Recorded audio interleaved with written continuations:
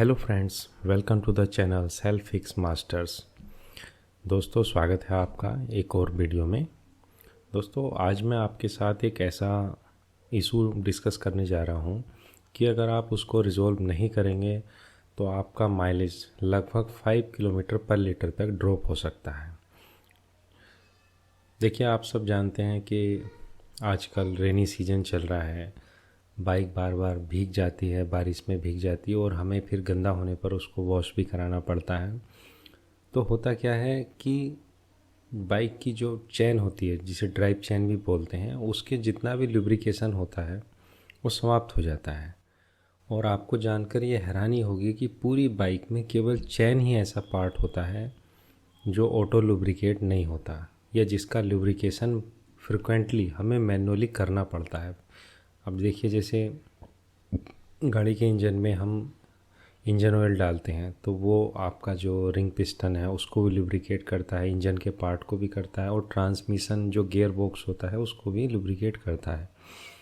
इसके अलावा जो आपके व्हील बेयरिंग होते हैं वो सील्ड होते हैं और उसके अंदर जो ग्रीस रहता है वो बाहर जाता ही नहीं है। इसका मतलब चैन ही केवल एक ऐसा पार्ट है जो बहुत ज़्यादा यूज़ भी होता है और जिसको लुब्रिकेट भी करना पड़ता है, क्योंकि ये ऑटो लुब्रिकेट नहीं होता है। मैं आपको एक पिछले दिनों का एक अपना ही एग्जाम्पल बताता हूँ। पिछले दिनों में कुछ थोड़ा बिजी था, लुब्रिकेट नहीं कर पाया अपनी बाइक को। तो हुआ क्या कि जब मैं बाइक को राइड कर रहा था तो चैन से बहुत ज़्यादा नॉइज़ आ रहा था, और ना केवल नॉइज़ आ रहा था बल्कि गियरिंग भी बहुत हार्ड हो गई थी और गियरिंग में आवाज़ हो रही थी। इसके अलावा जो मेन इशू था वो ये था कि बाइक थोड़ी स्लगिश हो गई थी, पिकअप थोड़ा डाउन हो गया था, पावर में मुझे कुछ कमी लग रही थी। जाहिर सी बात है, अगर पावर में कमी होगी तो हमें एक्सेलेरेट ज़्यादा करना पड़ेगा, और एक्सेलेरेट ज़्यादा करना पड़ेगा तो जाहिर है कि जो माइलेज है वो डाउन हो ही जाएगा। और इसके पीछे रीज़न क्या था? रीज़न था कि मैं कुछ समय से चैन को लुब्रिकेट नहीं कर पाया था। उसके बाद मैं घर आया, मैंने चैन को लुब्रिकेट किया और आप विश्वास नहीं कहेंगे, जो सारा नॉइज़ था चैन से आने वाला वो बंद हो गया। टक टक की आवाज़ तक आने लगी थी, वो भी सब बंद हो गई। गियरिंग जो है वो फिर से स्मूथ हो गई, और जो सबसे मेन इफ़ेक्ट हुआ कि जो गाड़ी की पावर थी वो फिर से थोड़ी इंक्रीज़ हो गई, पिकअप में थोड़ा बूस्ट मिला। तो ये सब कैसे पॉसिबल हो पाया? ये पॉसिबल हो पाया है कि मैंने चैन को प्रॉपर लुब्रिकेट किया है। तो ये तो आप समझ गए होंगे कि अगर हम चैन को लुब्रिकेट नहीं करेंगे तो उसका कितना बैड इफ़ेक्ट बाइक पे पड़ सकता है। अब ज़रूरी ये है कि चैन को लुब्रिकेट कितना करना पड़ता है, मतलब कितने समय के बाद करना पड़ता है और किस तरह से लुब्रिकेट करते हैं। तो चलिए, मैं सबसे पहले तो ये बताता हूँ कि आपको कितने दिनों के बाद चैन को लुब्रिकेट करना चाहिए। तो इसका आंसर है कि ये डिपेंड करता है 3 कंडीशन पे। फर्स्ट, कि आपकी राइडिंग की स्पीड क्या है। अगर आप बहुत तेज़ स्पीड में बाइक को चलाते हैं तो आपको मोर फ्रिक्वेंटली लुब्रिकेट करना पड़ेगा, क्योंकि होता क्या है कि जब बाइक हाई स्पीड पे चलती है तो उसका जो मोबिल है, जो ऑयल लगाते हैं चैन में, वो सेंट्रीफ्यूगल फोर्स के कारण हट जाता है, तो उसको बार बार लुब्रिकेट करना पड़ता है। अगर थोड़ा आप स्लो स्पीड पे चलाते हैं 40 to 60 की रेंज में, तो आपको थोड़ा कम फ्रिक्वेंटली करना पड़ेगा। ठीक है। अच्छा, दूसरा ये है कि आप बाइक को वॉश कितनी बार करते हैं। कुछ लोग अपनी बाइक को डेली वॉश करते हैं अपने घर पर पाइप लगा के, कुछ बाज़ार में कराते हैं, तो इस पर भी डिपेंड करता है। अगर आप ज़्यादा वॉश कराते हैं तो आपको लुब्रिकेशन भी ज़्यादा कराना पड़ेगा।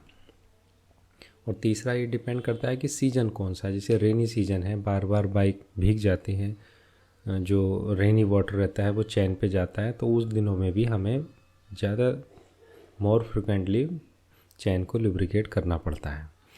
फिर भी मैं नॉर्मली आपको बताता हूँ कि अगर आप ज़्यादा वॉश करते हैं, हाई स्पीड पे चलाते हैं और रेनी सीज़न है, तो आप मान के चलिए कि एवरी 15 डेज़ आपको लुब्रिकेट करना है। और अगर बारिश का सीज़न नहीं है, आप ज़्यादा गाड़ी को वॉश नहीं कराते हैं, नॉर्मल स्पीड पे चलाते हैं, तो आप 30 डेज़ में एक बार, मतलब एवरी मंथ आप उसको लुब्रिकेट कर लेते हैं। ठीक है। तो ये हमें पहले सवाल का जवाब मिल गया है। दूसरा सवाल ये आता है कि लुब्रिकेट करने के लिए किस ऑयल का यूज़ किया जाए। तो देखिए, यहाँ पर 2 बातें आती हैं। हम बाइकों को 2 कैटेगरी में बांट सकते हैं। एक वो पुरानी बाइकें जिनमें पुराने टाइप की चैन यूज होती थी, जो कि कवर से चारों ओर बंद रहती थी। और एक वो बाइकें हैं जो आजकल आ रही हैं जिनमें चैन को ओपन रखा जाता है, उनमें ओ रिंग डला रहता है। ठीक है, चलिए पहले हम बात करते हैं पुरानी बाइकों की जिनमें कि चैन को कवर में क्लोज़ किया जाता है। देखिए उन चैन में खासियत ये होती थी कि उनमें ओ रिंग नहीं डला रहता था, तो जो ऑयल रहता है वो आसानी से उन नॉर्मल रिंग्स के, मेटल रिंग्स के अंदर चला जाता है। तो हम जो नॉर्मल मोबिल होता है उसको यूज़ कर लेते हैं। ठीक है, लेकिन नॉर्मल मोबिल की जगह बहुत से लोग ऐसा करते हैं कि सर्विस में जो निकला हुआ मोबिल होता है उसको यूज़ कर लेते हैं, लेकिन वो गलत है, उसको नहीं करना हुआ। बल्कि आप जो नया मोबिल है उसको भी यूज़ मत कीजिए। आपने करना यह है कि जो 90 गियर ऑयल आता है, जिसे हम 90 ऑयल भी कहते हैं, है ना, जिसकी आप विस्कोसिटी 10W90 कह लीजिए या 20W90 कह लीजिए, उसको यूज़ कीजिए। मैं आपको प्रेफर करूँगा मोटूल का 90 गियर ऑयल। इससे क्या होता है, 90 से मतलब यह है कि ये थोड़ा थिक रहता है, गाढ़ा रहता है, तो इसलिए चैन से प्रॉपरली चिपक जाता है और एकदम से हटता नहीं है। अगर आप नॉर्मल ऑयल यूज़ करेंगे जिसको आप इंजन ऑयल की तरह से यूज़ करते हैं, उसकी विस्कोसिटी नॉर्मली होती है जैसे 10W30, 20W40, तो वो थोड़े से थिन रहते हैं और वो चैन पे लगाने के बाद जल्दी से हट जाते हैं और आपको फिर जल्दी जल्दी ऑयलिंग करनी पड़ेगी, जैसे एक सप्ताह में, 15 दिन में। लेकिन जो 90 ऑयल होता है वो लगभग आपका 1 मंथ कवर कर देगा और उसकी लुब्रिकेशन क्वालिटी भी अच्छी होती है। ठीक है, तो ये तो बात हो गई जो हमारी पुरानी बाइकें थी। अब बात करते हैं ओपन चैन जो कि अभी आजकल आ रही हैं। इनमें क्या होता है, एक रबर का ओरिंग डला होता है। वो ऐसा होता है कि जो अंदर का ऑयल है उसको बाहर निकलने से रोकता भी है, लेकिन साथ ही साथ वो बाहर के ऑयल को अंदर जाने से भी रोकता है। तो होता यह है कि अगर हम नॉर्मल ऑयल लगाएंगे तो वो लुब्रिकेशन करेगा तो, लेकिन उतने अच्छे ढंग से नहीं करेगा।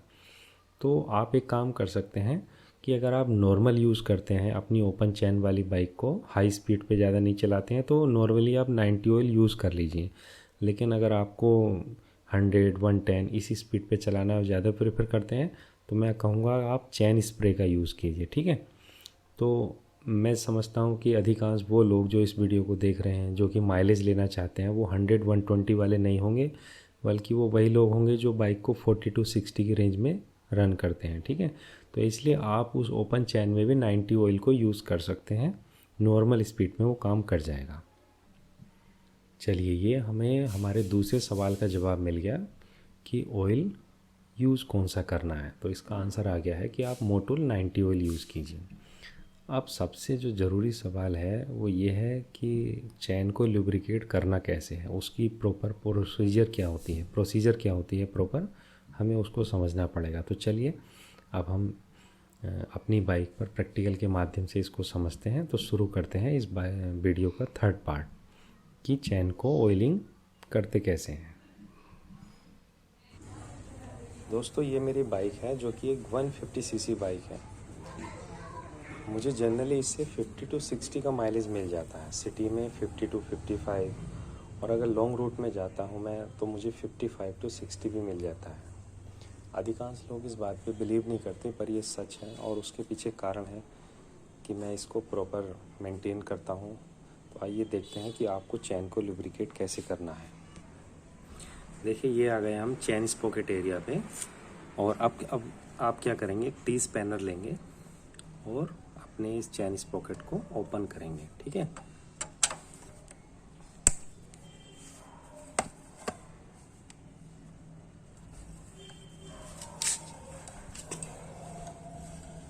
चैन को लुब्रिकेट करने के लिए सबसे अच्छी जगह होती है उसका फ्रंट स्पॉकेट। अगर आप किसी और एरिया पे करेंगे तो उससे समस्या ये होती है कि अगर आपकी चैन सील्ड है, सील्ड का मतलब जैसे देखिए इसमें ये इस बाइक में क्या है कि चैन बिल्कुल क्लोज है। आजकल जो बाइकें आ रही हैं उनमें ओपन चैन दी हुई है। ठीक है, अब अगर बाइक सील्ड है मतलब क्लोज है तो आप पीछे से वैसे भी लुब्रिकेट नहीं कर सकते हैं, आपको आगे से करना होगा। लेकिन अगर आपके पीछे चैन ओपन है तो आप पीछे से कर तो सकते हैं, लेकिन उसका एक नुकसान ये होता है कि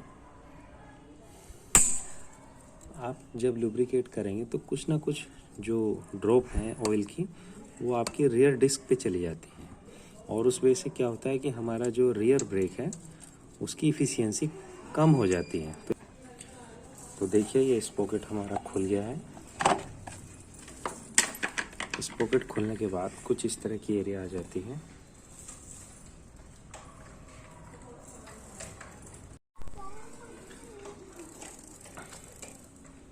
देखिए, सबसे बड़ी प्रॉब्लम ये होती है कि हम लोगों को ये पता ही नहीं होता है कि चैन को लुब्रिकेट करना कैसे होता है।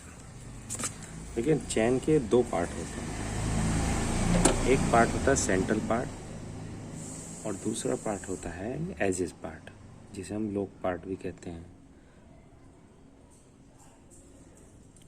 अब हम लोग अक्सर गलतियां क्या करते हैं कि जो हम ऑयलिंग करते हैं वो केवल सेंट्रल पार्ट पर कर देते हैं, जबकि जो ज़्यादा ज़रूरी ऑयलिंग होती है वो होती है एजेस पर, जहाँ करके ये लोक होते हैं। तो अब मैं ये दिखाने की कोशिश करूँगा, आप ध्यान देना कि किस तरह से हमें इस पर करनी है ऑयलिंग।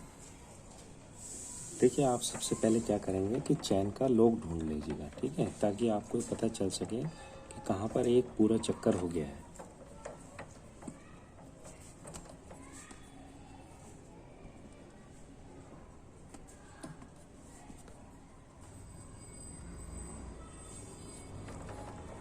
ये हमने क्या किया कि चैन का ये लोक ढूंढ लिया है, ठीक है। ये आ गया हमारा चैन का लोक। अब हम क्या करेंगे कि हम ऑयलिंग 3 पार्ट में करेंगे। सबसे पहले हम ये अंदर वाले पार्ट की करेंगे, फिर आउटर एज की और फिर सेंट्रल पार्ट की। तो चलिए शुरू करते हैं। देखिए, ये मेरे पास में एक बोतल है। मैंने मार्केट में बहुत सारी बोतल ढूंढी, लेकिन जो सबसे अच्छी बोतल मिली, ये क्या बोतल है, ये फेविकोल जो आता है वो जब एम्प्टी हो जाती है उस बोतल को क्लीन करके यूज़ किया गया है। इसकी क्वालिटी बहुत अच्छी होती है और इसकी आगे जो ये नॉब है ये भी लास्ट तक डैमेज नहीं होता। तो चलिए शुरू करते हैं। अब करना क्या है, आपने एक हाथ में बोतल पकड़नी है और दूसरे हाथ से बाइक को न्यूट्रल में करके थोड़ा थोड़ा सा आपने रियर व्हील को रोटेट करना है। और रोटेट करते हुए हाथ से क्यों करना है, स्टार्ट नहीं करना है।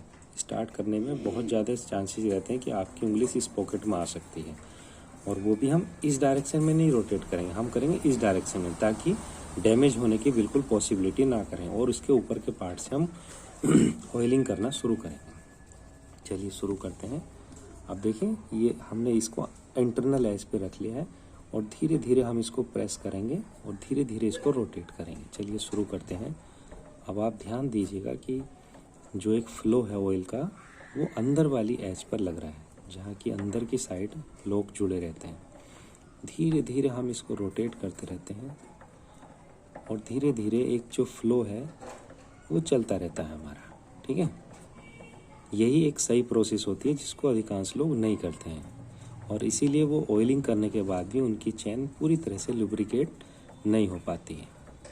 अब ये देखिए, ये हमारा यहाँ लॉक आ गया है, इसका मतलब चैन का एक साइकिल पूरा हो गया है, ठीक है। अब हम क्या करेंगे, अब हम करेंगे आउटर एज पे, मतलब इस वाली एज पर, ठीक है। ये इंटरनल एज, ये आउटर एज और ये सेंट्रल पार्ट, ठीक। अब हम क्या करेंगे, फिर से उसी तरह से एक फ्लो होगा ऑयल का और धीरे धीरे इसको रोटेट करेंगे। ये देखिए, ऑयल का एक फ्लो है और वो फ्लो ठीक आउटर एज पर लग रहा है, सेंट्रल पार्ट पर नहीं, अर्थात जहाँ एक लोग दूसरे लोग से जुड़ा रहता है वहाँ पर। दूसरे हाथ से मैं पिछले व्हील को धीरे धीरे रोटेट कर रहा हूँ। गाड़ी ना ही तो स्टार्ट है ना ही गियर में है, न्यूट्रल है, और हमने चैन को इस तरह से रोटेट करना है कि वो पीछे जाए। उससे हमारा डैमेज होने का खतरा कम हो जाता है। कई बार ऐसा हुआ है कि फिंगर दब जाती है हमारी और उसके कट लगने का खतरा हो जाता है, ठीक है। अब ये देखिए, लॉक आ गया, इसका मतलब एक साइकिल पूरा हो चुका है। हम इंटरनल एज को भी कर चुके हैं और आउटर एज को भी। अब सेंट्रल पार्ट है, सेंट्रल में हम हल्का सी ओर लगाएंगे और उसको थोड़ा तेज़ी से रोटेट कर देंगे, ठीक है। ये हमने रोटेट कर दिया और थोड़ा थोड़ा सेंट्रल पार्ट को भी ऑयल कर दिया है। देखिए, सबसे ज़्यादा ज़रूरी होता क्या है, सबसे ज़्यादा ज़रूरी होता है ये जो लॉक होते हैं। ये आप देख रहे होंगे कि जब भी ये चाहे पिछले इस पॉकेट पे जाता है या फ्रंट इस पॉकेट पे, इसमें मोशन होती है, अर्थात ये बेंड होता है और बेंड होने से फ्रिक्शन क्रिएट होता है और उसी फ्रिक्शन को हमने ख़त्म करना है। इसीलिए जो ऑयलिंग है वो इंटरनल और आउटर एजेस पे की जाती है। सेंट्रल पार्ट में ऑयलिंग ज़्यादा करने की ज़रूरत नहीं होती है। सेंट्रल पार्ट में केवल इतना रोल है कि जहाँ ये इस पॉकेट से टच करता है वो एरिया सेंट्रल पार्ट से टच होती है, तो वहाँ हल्का सा फ्रिक्शन क्रिएट होता है, इसलिए थोड़ा थोड़ा ऑयल वहाँ भी नेसेसरी है। लेकिन जो प्रॉपर लुब्रिकेशन है वो इंटरनल और आउटर जहाँ ये एजेस होती हैं वहाँ ज़रूरी है। तो इस तरह से आपने 3 स्टेप्स में ऑयलिंग करना है। First internal edges, second outer edges और फिर थर्ड पर सेंटर पार्ट। एक धीरे धीरे रोटेट करना है और उस समय आपकी जो ऑयल है वो धीरे धीरे निकलता रहना चाहिए, ठीक है, ताकि हर एक जॉइंट पे प्रॉपरली ऑयल चला जाए। इसे करने के बाद आप थोड़ा सा इसको रोटेट करेंगे। रोटेट करने से क्या है वो ठीक से ऑयल सर्कुलेट हो जाएगा और ये आपका ऑयलिंग डन हो गया है, ठीक है। तो कोई ज़्यादा हार्ड प्रोसेस नहीं है, सिंपल प्रोसेस है। अब हम इस पॉकेट को बंद कर देते हैं। ये हमने लगा दिया है। इस बाइक में मीटर वायर नहीं है, इसी से ही ये स्पीड को मेज़र करता है। ये हमने इस पॉकेट लगा दिया है और ये हमने इसके नटों को लगा दिया, ठीक है। अब इसको बंद कर देते हैं। बंद करके आपको दिखाते हैं। तो देखिए बॉक्स हो चुका है बंद और हमारा काम फिनिश हो चुका है। ऑयलिंग हमारी हो चुकी है। अब होगा ये कि अगले 1-2 राइड में थोड़ा जो एक्सेस ऑयल है वो चैन से निकलता है और वो गिरेगा। तो आप इसलिए ऐसा कर सकते हैं कि जब स्टैंड पे बाइक को खड़ी करें उस समय एक न्यूज़पेपर रख दें। ऐसा 1-2 राइड नहीं होगा, उसके बाद जो एक्सेस ऑयल होता है वो निकल जाता है और जो नेसेसरी ऑयल है वो चैन पर लगा रह जाता है। रेनी सीजन में आपको लगभग एवरी 15 डेज पर चैन को लुब्रिकेट करना ज़रूरी होता है। तो धन्यवाद दोस्तों, आशा करता हूँ ये वीडियो आपको पसंद आई हुई होगी। Please like and subscribe the channel. Please like the video and subscribe the channel. आपका लाइक मुझे मोटिवेट करता है कि मैं आपके लिए और भी कोई ज़रूरी जानकारी की वीडियो बनाऊं। धन्यवाद दोस्तों, मिलते हैं फिर एक किसी वीडियो में।